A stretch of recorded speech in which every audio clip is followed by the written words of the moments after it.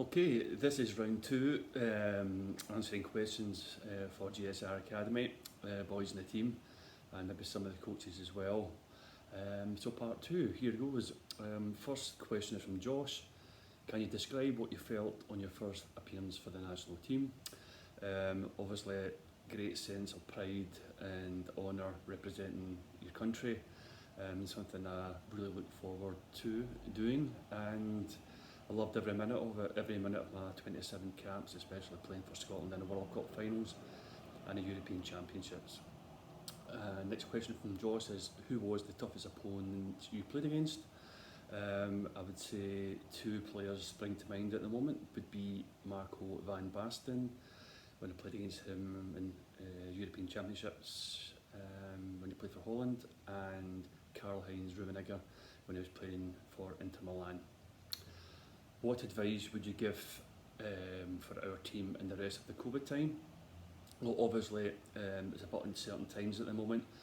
A couple of points would be to get yourself as fit as possible whenever you can, eat healthily, and that will keep you in a good mental state of mind as well, and just be positive and look forward to starting back playing and training full time again. Scott asks, what is the best attitude to have when you're not in the team? Well, if you're not in the team, you're not in the team for a reason, and it could be fitness, you could be injured, it could be a lack of form at that time, or it could be attitude, any one of those factors. I would ask the coach why you're not in the team and listen to the coach, but just go out there in all the training sessions and work harder than anybody else, and that will get you back into the team sooner rather than later. Mark asks, what were the main challenges you had when you finished playing full time to continue working in the game? That's always a difficult question to answer. I think you have to sort of finish at the right time. You need a bit of luck. I went into sort of player coach role at Morton. I don't think that was the right club for me at that time to do that, but I did anyway. It was an offer I couldn't refuse. Then I went into management and it didn't work out, sadly. But you need to do it at the right time and get the good job. But there's not that many going about at that time when you do finish. Rory asks, on average, how many full scholarships are awarded each year? Well, the US take in roughly 45,000 international students. If you break that down into each particular different sport, it's hard to give you an exact figure, but regarding soccer, that'll definitely be well into the thousands. What would I need to do to attract offers? A couple of points there. Firstly, get yourself as fit as possible, get your form to the best it can possibly be. If you're still at school, get your grades as high as possible, and if you do sit the SAT exam, make sure you try and get as high a score as possible, and that all these factors go towards getting you the best scholarship offer. Cameron asks, if I'm doing really well at GSR and get good grades at school, at what age would I be looking at applying for a scholarship in the USA? Would I do that at the same time as applying to university here?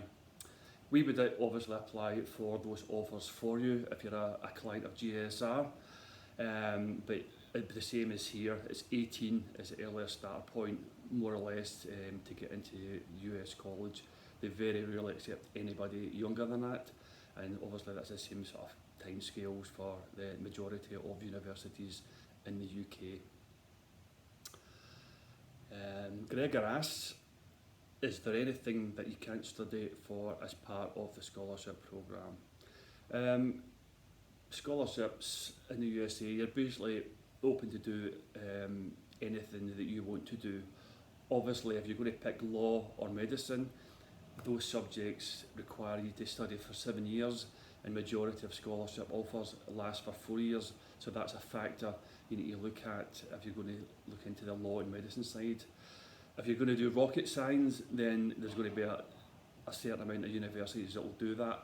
The vast majority of universities will offer sports programs like PE, sports and business, physiotherapy, along those sort of lines, but you definitely can pick just about anything that you want to study.